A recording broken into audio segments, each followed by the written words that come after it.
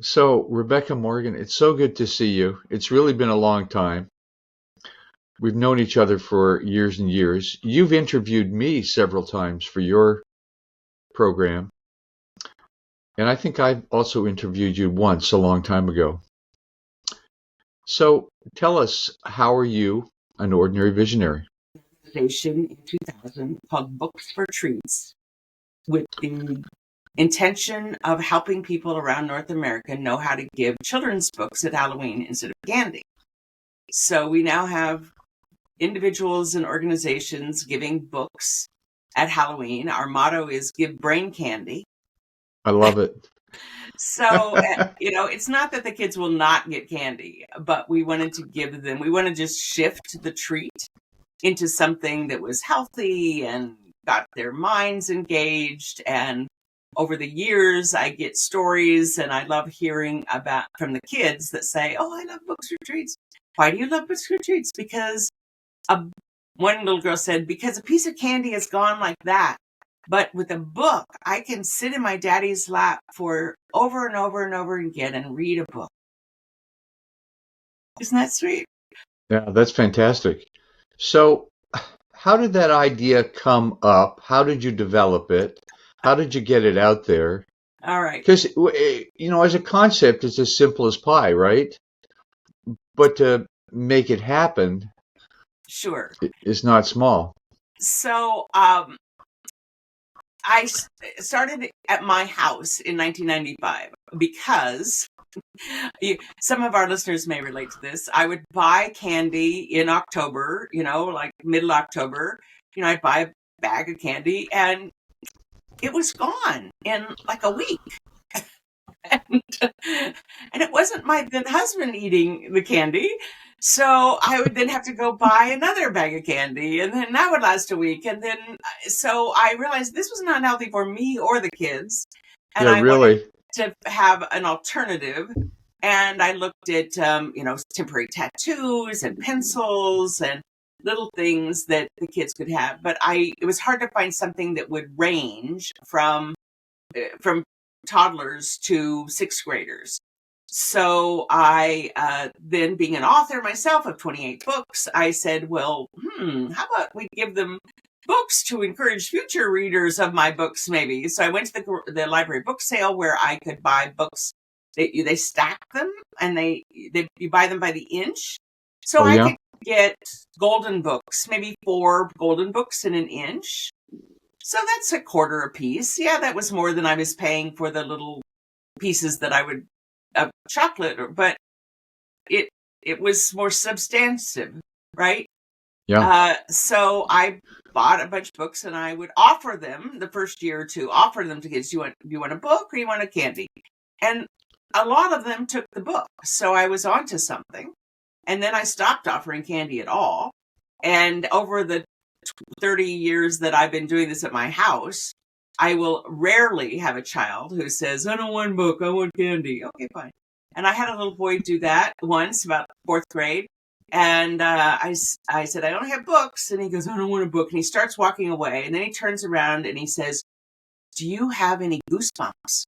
And I said, I do. So we went to the box of 3rd and 4th grade kids and we looked at the different options for Goosebumps. And then he took the book running to his mom at the curb saying, Mommy, I got a Goosebumps.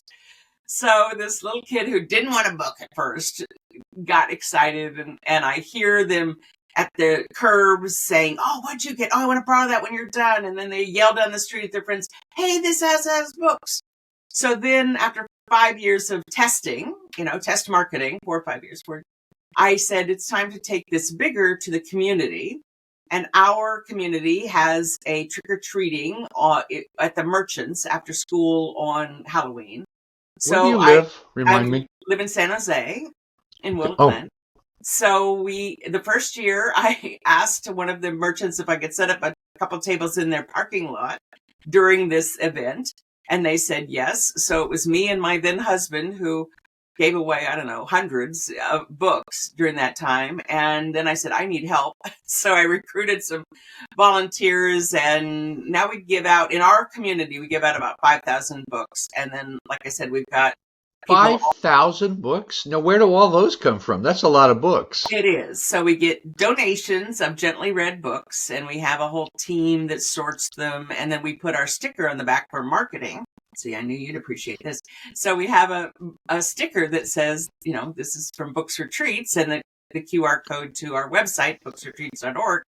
And people can donate money, or they can donate gently read books.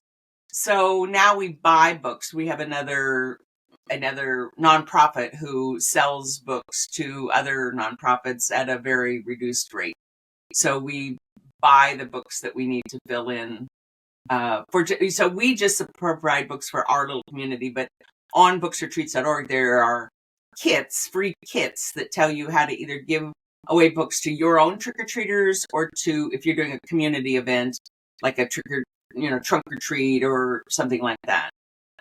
So we, it's all a nonprofit, 501c3. So is this spread to other cities?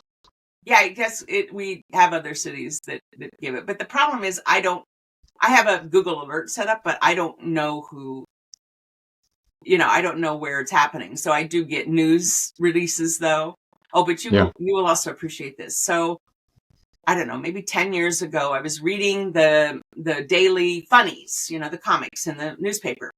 And I always read this comic strip called Luann. Luann was a teenage girl, and Luann started going to the library once a month, and she would get in costume and read a book to the kids. So I said, this artist believes in kids and reading, right? So after about a year of watching this, I wrote to him. And I said, would you consider doing a strip of having Luann give books at Halloween? And this was in maybe June or July. And he wrote back and he said, oh, what a great idea. But I've already drawn my ones for October. Okay, fine. I'll get back to you next year, a little earlier. Well, like the next day, he wrote back and he said, you know what? I decided to do this for this year. I said, how great is that? And would it be cheeky? Is it too cheeky of me to ask if you would put in the Books Retreats URL? so he Why did. not? Why not ask? Why not ask? So he did 3 strips that week, that October week, that Halloween week, of Luann giving books at Halloween. So when you ask, how do I spread the word? I mean, who have you ever heard of asking a cartoonist to help promote your cause? What interests me about this is, first of all, you came up with a creative idea, and you just tried it on your own for 5 years on your own, for God's sake. You weren't trying to make money at it. It was just a vision. It was an idea. It was a project. So you're just doing it, around Halloween. And then you started to spread it. And like 5,000 books in San Jose every year is amazing. Yeah. And then last year we did about 10 with our other satellite distribution centers. But go ahead. Yeah. Anyway, so that's fantastic. Maybe someone who listens to this will take it on. You never know. There's kits in for Boulder kids. Creek here. We live in the woods here. People don't trick or treat in the woods, but we trick or treat in our downtown. Exactly. So kids walk around the blocks, and the merchants give out candy. Exactly. Well, that's what ours is in Willow Glen, where I said we give out 5,000. Same thing. Uh-huh.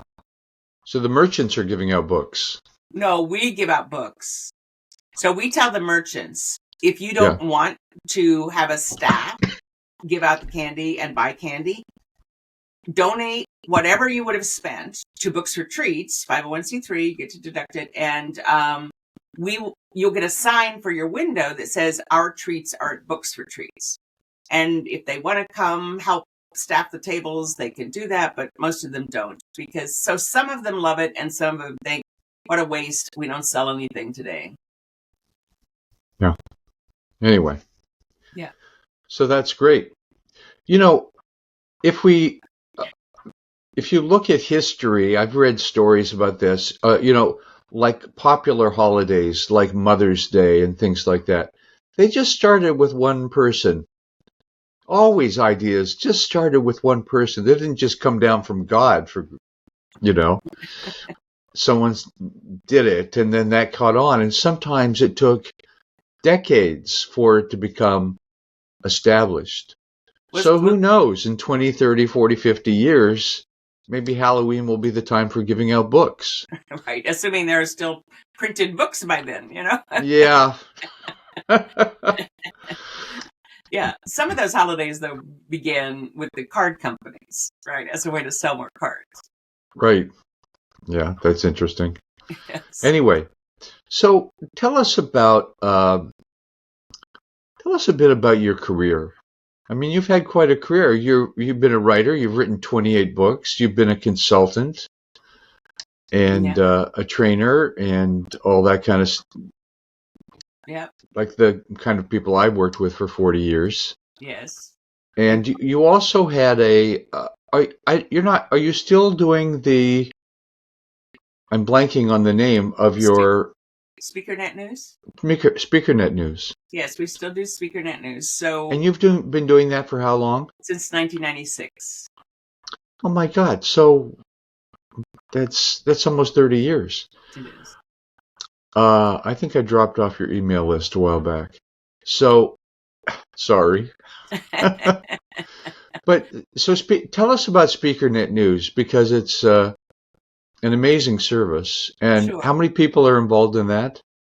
Well, so it's just my business partner and I that run it, Ken Braley. And so now it's a bi-weekly. So every 2 weeks you get an email of a handful of tips submitted by our subscribers. We cull them, we clean up the grammar, we shorten them so they're pithy, and then we send that out to all the subscribers. So the only subscription dues, we say, are 2 tips a quarter. And so, really it's like what'd you learn this week? What worked for you? What didn't work for you that you want to warn other people? Just really simple things. And so people submit those to us and then we send them back out. Well, in 2001, I think it was, I started interviewing people like you, luminaries in our industry that had something that could help our listeners who were speakers, trainers, consultants, authors, coaches. And Right. so we started interviewing folks like you, and we charge for it. So we charge to come live, or we charge for the recording. And when people go, well, why don't you just do a podcast? I say, well, I like to get paid for my work. So Right. and we have advertisers, and we typically have a topic of the month that people submit their answers to. So it's, I talked to somebody yesterday, a luminary in the business, and he was just waxing eloquent about SpeakerNet. I said, I didn't even know you subscribed. Like, you haven't been sending in your tips. So that's a nutshell of what SpeakerNet is. And speakernetnews.com is the website. And so you've had zillions of people that you've interviewed. About 500 probably now. 500 people. Probably. Are all those recordings still on the website? The ones that are relevant. We take out the tech ones that aren't really relevant. Uh-huh. So I will live in infamy on SpeakerNet News somewhere? Yes, as long as you're relevant, Robert. God knows what I think you interviewed me 3 times. I know 2 for sure. Yeah. Because so when I coach speakers and trainers, I often send them to buy that one of your recordings because it was so impactful of how to make money. Once you said you made more money than you ever had in your life. It was exponential when you went to the group sessions. When I started doing group sessions? Yes. That was a big step for me. Yeah, and I thought it was a really great model because since 1980, I've traveled around the world to deliver my speeches and workshops, and it gets tiring to get on those planes and have the delays, and especially now with air travel being so unpredictable, it's very stressful. You have to go in. I prefer to go in like an extra day early just to make sure I can get wherever I'm going. And that Really? takes up a lot of time. And so your model of being able to do it like we're doing it now virtually, you were a kind of a pioneer in that. Well, when I was doing it back in the early 2000s, it was all by conference telecall, no video. Yes. And that was harder because it takes about 2 or 3 weeks before you start to recognize the voices of your participants. You know, I had 20 people in these programs, and just trying to figure out who's who and get everybody to participate and stuff like that was took a lot of focus and brain power to do that. But um, yeah, so tell us about your core thing that you talk about. I mean, you've done a lot of speaking. You're still doing speaking? I am. I've really become much more discerning in what I accept, and I don't want to go places that I don't want to go. So I've pivoted because I started doing virtual, starting with teleclasses in 1997. I think it was 96 or 97. Then, like you, I built a lot of skill set in that. In fact, a chunk of the recordings that I just mentioned were just like you said, just teleseminars, just phone. Yeah. But I had been doing webinars before the pandemic. And when the pandemic hit, as most of us who deliver anything in person, our business just disappeared. And at first we thought, oh, it'll be 2 weeks. Remember when that happened? And then it wasn't 2 weeks. And I said, oh man, I got to pivot because all my in-person stuff got canceled. So I watched about 100 hours of videos on how to make virtual presentations, virtual training more, 100 hours? yeah, about 100 hours. Because what else were we doing, Robert? We weren't doing anything. So I was watching YouTube videos on how to make your virtual presentations more engaging, etc. And I would say 99% of those were a waste of time because they Oh, were for children, or the people presenting didn't really understand adult learning, or they didn't understand like adult learning for business people. So I just thought, this is stupid. What they're saying is, just my CEOs or my C-suite would scoff at some of the things they were suggesting to do.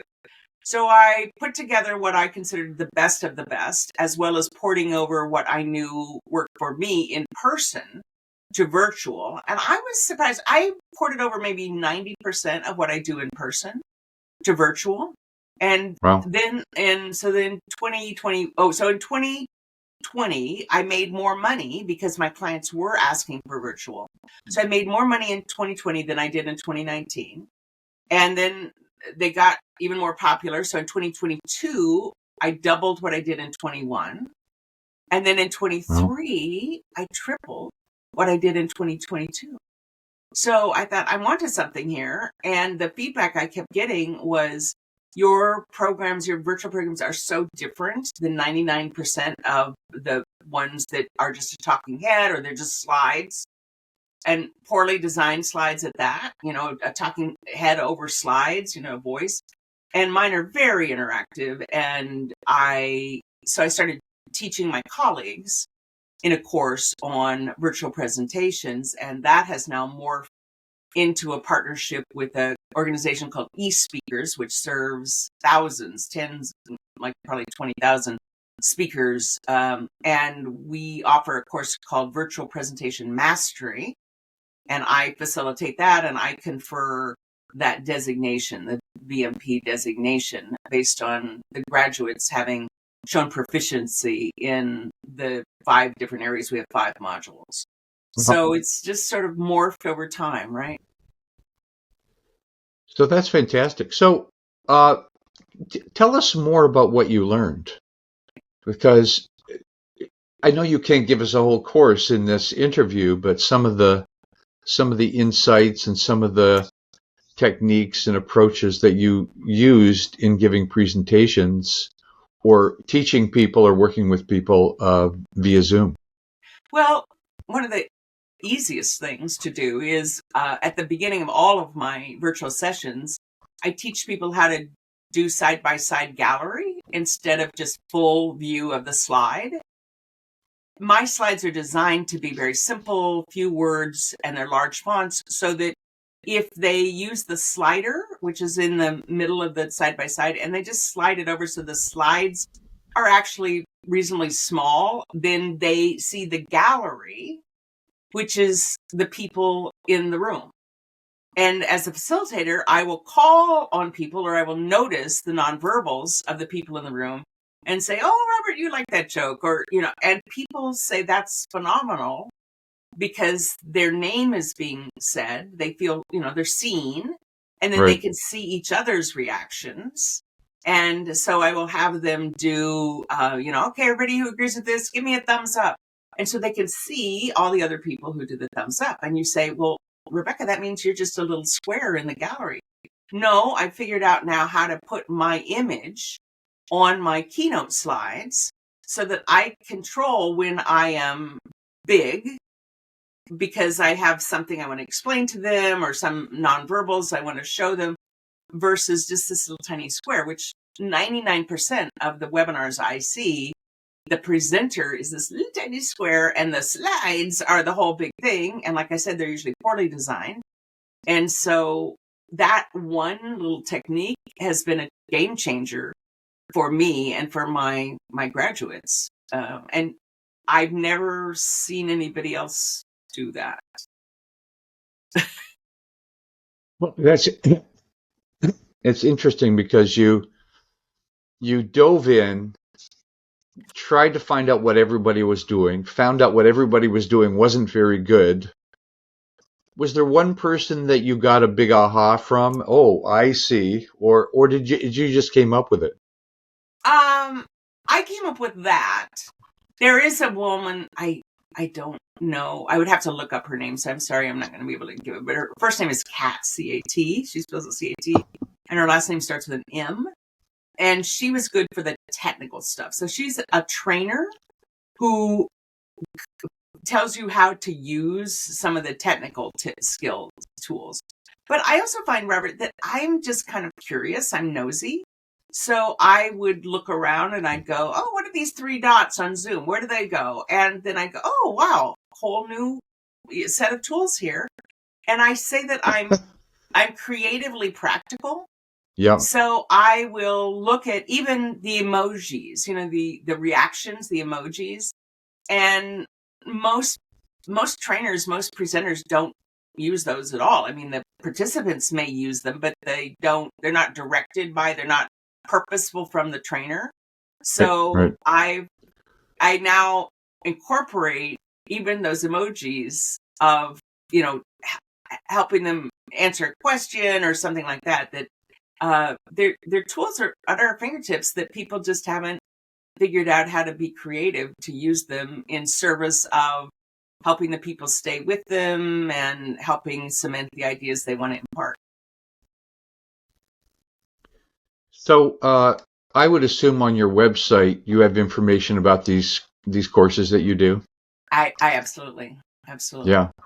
Yeah. In fact, in addition to that one, which is, I mentioned that's for professional presenters, I actually have a shorter version for anybody who gives any virtual presentations, which I think is everybody. And then I have even shorter one just for salespeople, how to give virtual sales presentation.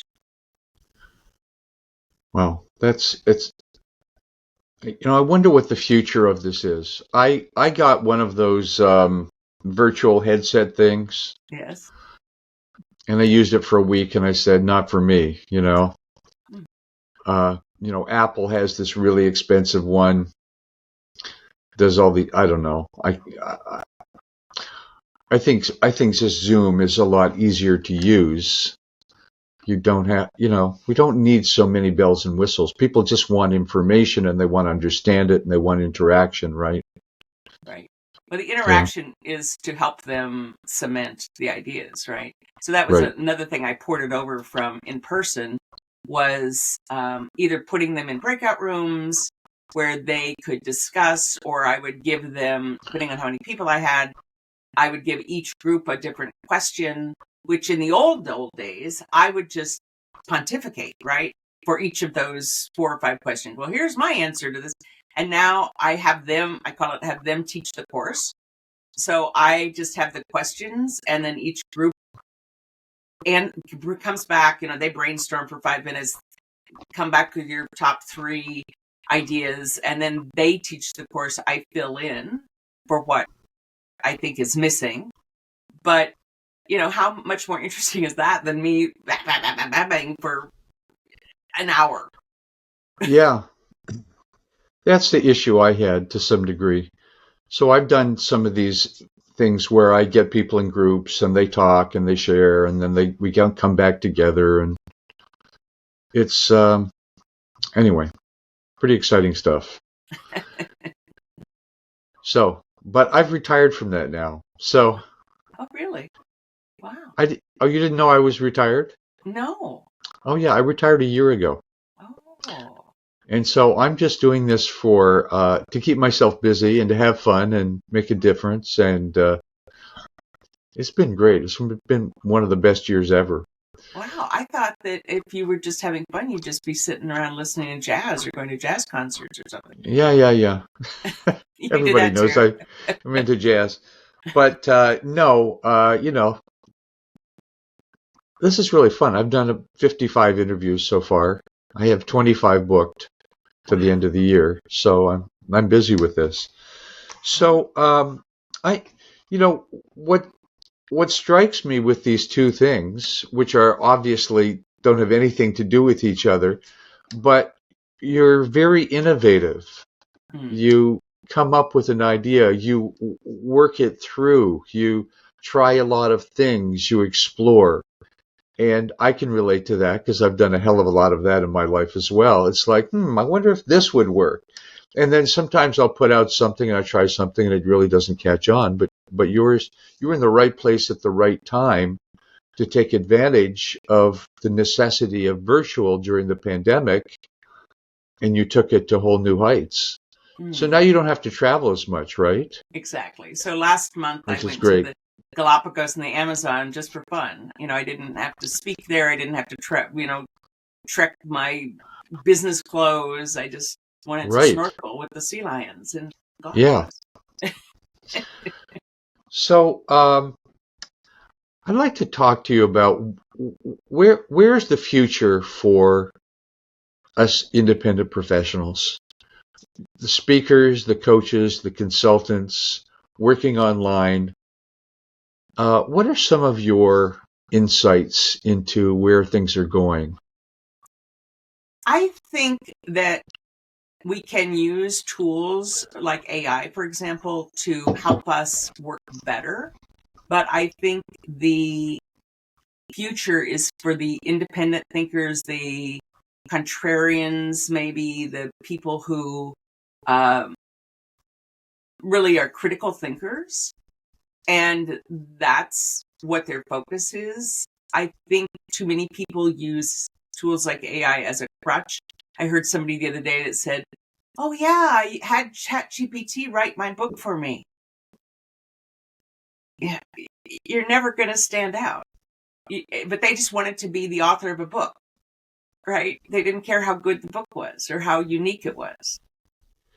Yeah, there are some courses that are teaching that skill, and maybe, I know you can produce pretty amazing content with AI if you have the right focus and the right orientation, but I can't imagine not writing it and then editing it afterwards, but anyway. But, people who just want the end result, they don't care about the quality. I mean, it's kind of goes back to the virtual presentations. My experience is 99% of virtual presentations are mediocre at best. And so if you just want a book and you don't care that it's mediocre, if you also know the data of how many people actually read the book, which is pretty nominal, you just want to have author next to your name. So you go the shortcut way. I had Robert, I also do stand-up comedy. I started that about a couple years ago. And so I had ChatGPT write me a comedy routine. It was horrible. I even put it back through and said, no, take this. And it was horrible. So there are still some things that we humans do much better Yeah. than AI. Well, I've had it write a few songs Oh. that that were actually not bad, and Mm. then I ran them through Suno. Do you know Suno? Mm-mm. Suno, you put in the lyrics or you put in idea for lyrics and it generates lyrics. And you say, what kind of style of music do you want? Wow. And then in about 15 seconds, it develops two songs. But then you can, I worked on one that took about 20 times to get a really good song. So it's not going to replace pop music, but for various things, it's pretty cool. Yeah. Yeah. So that's when I think, Yeah. and I think the future of our independent infopreneurs is just being willing to speak out against things that they think are inappropriate, or I think the word contrarian keeps coming up, but contrarian in a positive way, not contrarian just to be a jerk. Right. Have you got examples of those? The jerks, or No, the non-jerks. I don't know, like a Joe Calloway or even a Larry Wingate, or I talked to Jeffrey Gitomer yesterday. I mean, just even if I don't agree with them, I appreciate that they are pressing me to think beyond just accepting whatever is. And I think that there's a place a place for that in our profession that I don't see a lot. Yeah, I tried to do that. Well, I think I was very successful at it in some ways. I created a model for marketing around the baseball diamond. I called it marketing ball. It was the Yes. only really truly originally thing I came up with. And obviously I didn't come up with baseball. But it was, people really liked that. And, but to come up with innovative ideas isn't exactly easy. And you can put out all kinds of ideas that sound kind of cool, but are they workable? Are they testable? Can you test them? Can they really make a difference?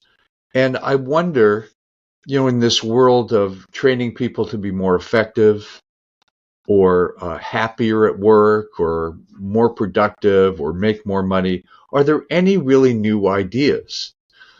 And even AI is a new idea, you might say, but what's generated isn't new ideas, but sometimes it's better formulations of ideas, and it fleshes things out, which can help. But are there any new ideas?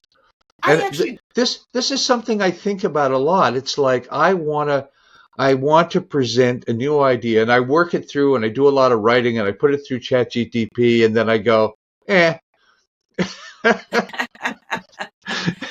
well, I've come up with that new concepts or new products or new services that I have not ever seen on the market. But my problem is I'm sometimes ahead of the curve, and so it doesn't get traction.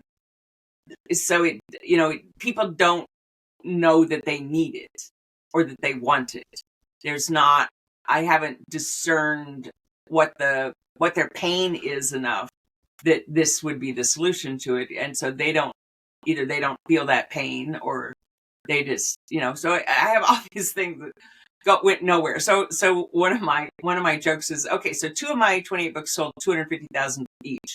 Several others sold tens of thousands, and some sold tens. Like nothing.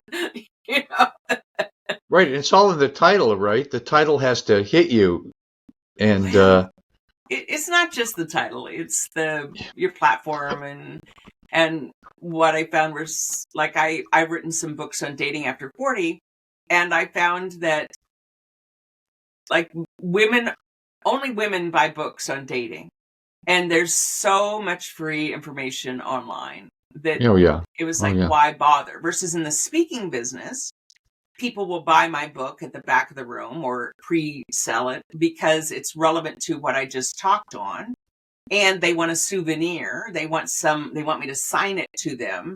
So then they Yeah. could put it on their coffee table and say, look, I got an autographed copy of whatever. So it's a souvenir versus if people haven't met you, there's not really much to be a souvenir. And Seth Godin says that's the predominant reason people buy a book at a speaking engagement is they want some tangible evidence that they were in your presence. I was at Social Media Marketing World a few years ago, and someone was giving away books, but I had bought the digital, so I didn't accept the who anyway. Um, I fear for the future of reading. I mean, I'm glad that you're really thinking about that and giving away books for Halloween, etc. But I'm not reading as much as I used to, Hmm. by a lot. And I watch a lot of videos. Me too. Yeah. And but a video really doesn't replace a book. And I find I'm ordering books on Kindle. I read only on Kindle because it's easier for me to read, and don't finish a lot of books. Hence the guilt. Would you do audiobooks? No, I don't. My wife does, Hmm. but I don't. I don't have patience for it. Interesting, because I watch videos like you and I find I consume information just in a different way. But you're right, a book typically will build and go into some depth that a short video won't. But I find the value of video is just like audio is I can multitask. So I Yeah, multitask while I listen to videos that are talking heads that don't have really any compelling reason for me to look at the screen. right. Which goes back to the video, the webinars. Why people don't participate a lot is because they're multitasking. Because there's no real compelling reason to look at the screen, and there's no real compelling reason to be sitting at their keyboard to participate if nobody ever asked them to do anything other than chat or poll. And that's the same reason why people don't put on their video. They come to the meeting because they either want to multitask, they're having a bad hair day, whatever. But one of the reasons I've learned is it doesn't matter if they have their video on because the facilitator never engages with them personally. So why bother? Yeah. Right? Right. Well, I like to call on people. Hey, John, what do you think about that? Exactly. Well, you're ahead of the game there because a lot of people don't do that. Yeah. And I call on them whether they have their video on or not. But I do teach the facilitator. I teach my colleagues in the course how to let people have a safe place by putting an icon on their screen that if they really don't want to be called on, they don't have to. But if they don't have that up, then I call on people randomly whether their video is on or not. Yeah. I mean, I love the idea of group conversations, not just presentations. Here's an idea. Tell me what you think. Answer this question, and let's explore that. The whole thing of I'm sitting in the audience, I mean, that's what speakers have done since the beginning of time. I'm sitting in the audience, you're giving the information, I'm writing notes. How many seminars have you been to or conference you've been to? You have the handout, you have the notes, you write it down. Do you ever look at them afterwards? No. Not even you. No. I mean, a small percentage possibly do. Some people are overachievers. They really dig into it and etc. And at a certain point, I said, I'm just not going to any seminars anymore. It's a waste of time. Well, I listen and things click when Yeah. I hear something. Like I could remember some of what you said in the interviews we did, and that's been 20 years, 15, 20 years. And I can still remember some of the key message, right? And there was no handout or anything, but I remember I was cleaning out my office and I found a foot tall stack of those handouts. And I thought, oh, I should go through these. And I thought, no, they're probably obsolete by now. And I just took the whole stack to recycling because I wasn't going to go through those. Right, right. Yeah. So what you're doing with teaching people how to present is really breakthrough stuff. And most people are not doing it this way. So the potential market for this, which you're discovering, is really big because people realize, because there's a different thing in a live thing. I've I didn't do a lot of public speaking. I did some, but I could engage people. I could be funny. I could, it's like I had superpowers in front of the room. That when you're on a Zoom call with a bunch of people, you lose those superpowers because the presence, the electricity in the air just isn't there. So you figured a way to make it happen. More so than More so, more yeah. so than most. And yeah, the challenge, Robert, is most people don't realize their sessions are mediocre and don't see why they need to do anything different. So I had a university professor in one of the last virtual presentation mastery courses, and she had a partner that she presented with, and she was getting so much out of every session. She was like an advanced professor, but she still said, "Oh my heavens, I never thought about this," and blah blah blah. And she said, "I really need to convince my teaching partner, to come through this with you." And she went and talked to him, and he goes, "You know what? I'm getting paid the same. I'm not going to get paid more," is his point. I'm not going to get paid more if I'm better. Yep, Yeah, exactly. That's something I can't understand, but I get it. I can't understand it either. Like, why aren't you striving to be the best you can possibly be in? No, I get a paycheck, and I'm happy. Yeah, yeah. So she was doing all these newfangled things, getting the audience involved. He was just droning on, to his 12-point type font slides. And, yeah. So if people are, I think your listeners are the kind who do strive for excellence and do want to be the best they can be. That's why they're affiliated with you.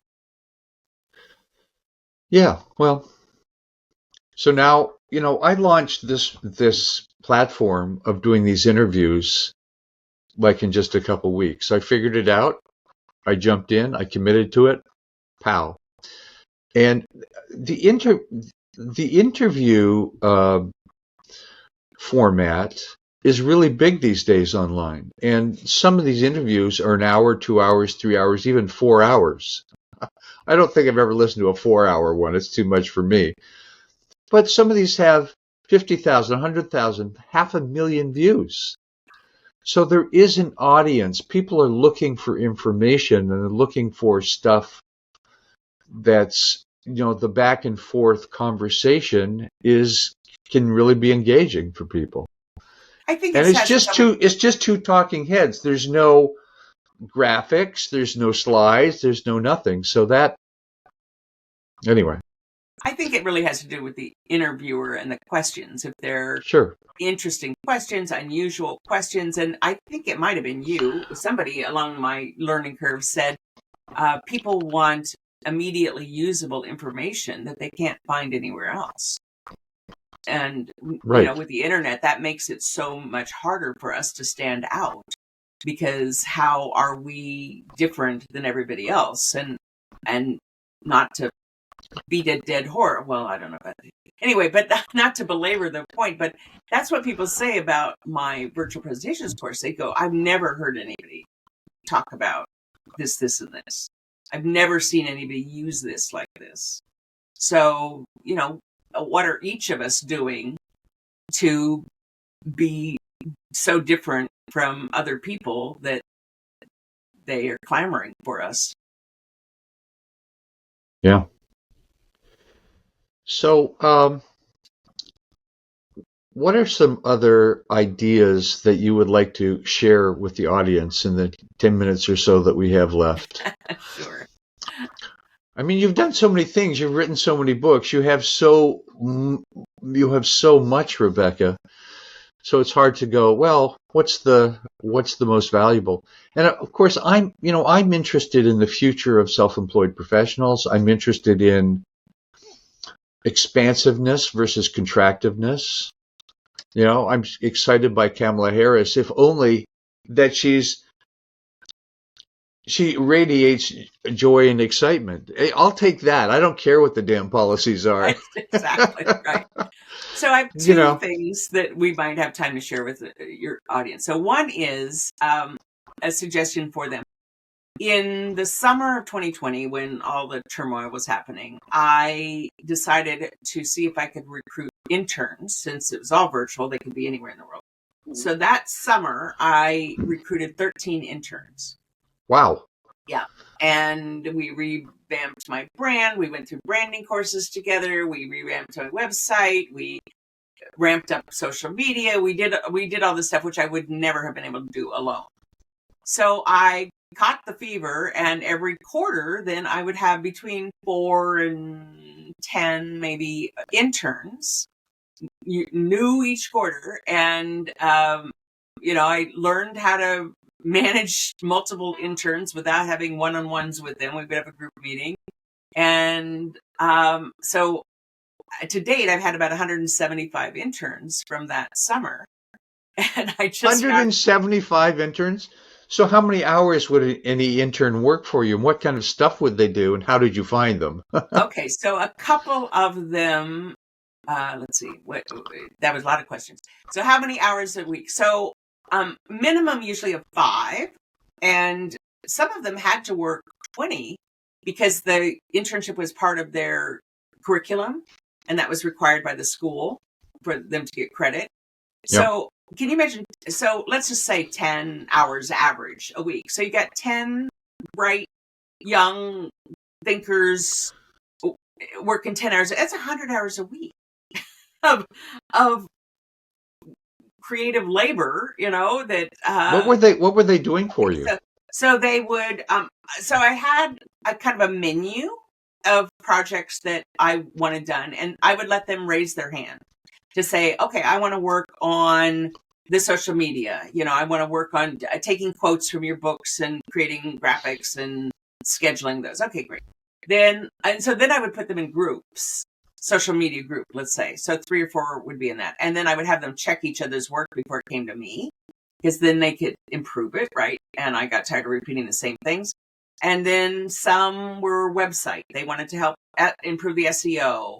Then I had some that used a tool called Descript, which is and that took my videos, transcribed them, and then we could go in and edit the transcription, which would then automatically edit the video. We're trying to get clips for YouTube, both video and text. So they would take my recordings from my webinars, put it in that, et cetera, et cetera. So using AI that way. And then I had one who we were trying to clone my voice so that it could go back and read my books, and I would have an audiobook, or it would read my bazillion articles. So then we could marry that with video, stock video, to have more videos on YouTube. So just lots of different projects, and they would choose, because I thought they're going to have more juice around it if they choose rather than me assigning them. Yeah. So I had about 20 over the last year or so from the University of California, Irvine, which specializes in having international students, and they're in this program, and they have a requirement that they have a quarter of internship. So I just got an award from them for outstanding mentor of their interns. It was very nice. Yeah. Wow. Yeah. So there's more information. Actually, why don't we have people email me? Because I do sell the packet of how do you recruit them? How do you manage them? How do you have them teach the next set? So you're not constantly starting over. So how do you do that? So if Rebecca at RebeccaMorgan.com, just email me and I'll send you that link. So you're essentially a one-person business, right? Yeah. Oh, yeah. You don't have anybody in your office, and yet this is blowing my mind, Rebecca. Is it? Is it? Well, I'm the kind of prototypical self-employed professional who worked with self-employed professionals for 40 years. And I never got anybody to do anything. I did it all. Oh. I designed my websites. I had a little bit of help with that. But uh, every time I'm interviewing someone, I go, gee, I wish I could wind back the clock because that sounds it sounds like a great thing to do. And I'm thinking, I need to port my existing. I have a website with a lot of information. People pay a monthly fee for that, but I have to port it somewhere else. I can't stay there forever. It's sort of getting old and rusty, you know. And I never thought interns. And there are rules. I mean, it's not for the faint of heart. You have to meet certain criteria, or the labor department can decide that they were really employees. So anyway, we discuss all that in the little thing. But yeah, you could have gotten some help, or still could get some help. Yeah. Hmm. Hmm. Oh, and the last thing I wanted to suggest to our listeners is I mentioned that I started doing stand-up a couple of years ago. And I did this because I can be funny one-on-one, or even in a group. I do quips, but I wanted to have planned humor to enliven my very content dense sessions, right? So I started doing stand-up just for fun, just fun things. But I found that I've taken some lines or tiny bits that I would use in an open mic that got a good response, and then I could put those into my regular seminars just to liven them up. But I would know when, versus the quips are just in the moment. You never know. Yes. So these were places that I could lighten up throughout. So I encourage people there are virtual open mics, there are in-person open mics. Just find places near you. I now go to one open mic here in Willow Glen once a month, and I go to one virtual one through the National Speakers Association. And the reason I go to those is they're clean humor, they're family humor. Right. So I Right. don't have to listen to what 20-year-old young men think is funny, which is disgusting. It's disgusting. It's disgusting. Really. So yeah, it's disgusting. So there are opportunities if you want to stretch your humor bone a bit. There are opportunities there, and I encourage people to try it. It's usually a safe environment. Nobody's gonna, make fun of you, right? They're there to support each other. Yeah. I have often felt I could be quite good at that because in an audience, I'm I'm good at I don't know where it comes from, but I'm good at making people laugh in that way. But the thought of doing stand-up comedy, like most people, it terrifies me. Why? What's the worst that can Oh, happen?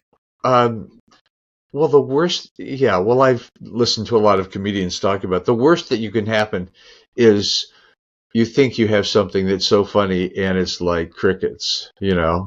Well, that's what open mics are for. And Yes. you Oh, know, I've, I've given an open mic to 4 people, but then I also gave a part of a comedy show in Dublin, Ireland. So, really? yeah, it's like if you can live with crickets, you're still alive. What's the BFD, right? I That's mean, right. really, you know? That's something I've often told people, if you reach out to someone, which is something you've got to do if you're marketing to connect, they're not going to send a hitman to take you out. Right, right. I mean, Or they're going to that's my go. only good joke. So, or it's one I've used a lot and usually gets a laugh because, anyway, Well, yeah. we're afraid of And being embarrassed or oh yeah, humiliated. oh And yeah, that all lives in here. Like, you choose yeah, to be embarrassed. You choose if you are going to interpret this as humiliating, or you're saying, I practice, I now know what doesn't work. And you're given 4 minutes or 5 minutes. I mean, you can survive crickets for 4 or 5 minutes. You go, okay, that didn't work. Throw that out. Come back. What did I learn from that? yeah. But you have in Boulder Creek, there's a place that does have open mics, I think. I don't think so. Well, I don't know. There's a comedy place because I was almost did this show there, but Santa Cruz has them. Definitely. Anyway, it's just something if you want it. But you're not doing public speaking anymore, so it doesn't really scratch an itch. Yeah. But it would be fun to do. And if I die without doing it, probably that would be a disappointment, Well, So come over to Willow Glen. Once a month we have. Willow Glen. Yeah. Oh, God. Driving down the hill. I live on the top of this hill. It takes half an hour, 35 minutes, 40 minutes to get to the bottom of the hill. Oh, my gosh. Anyway, we do it. But you just said if I die without ever having done it. Yes. So is it worth an hour's drive to fulfill this thing that you have always wanted to do? Let's see. An hour's drive, go and speak in front of people, do my best, and be humiliated. Let me see. Well, who is doing the humiliation? You are doing your own. I know. You're interpreting it that way. I know. Or you have great success and people laugh and you go, "Yay, I did it! I got." Yeah. Now I can die and I'll be happy. And then I'd say, well, I have to work on it. Anyway. So obviously you see that I have some issues about this. I just made you laugh, so. Right. I don't know. Maybe there's hope for me. Anyway, Rebecca, it's really been great having this conversation with you. I really appreciate your stick-to-itiveness, your imagination, your initiative to do all of these things. You've touched thousands and thousands and thousands of people. And so I would like to give you my Ordinary Visionary Award of the Day award. Since I'm the only one you're interviewing today. That's right. Okay. So I encourage everyone to visit Rebecca's site. The link is below, and check out her resources. Sign up for SpeakerNet News if you're a speaker for sure. Okay. Anyway, thank you very, very much. Thank you, Robert.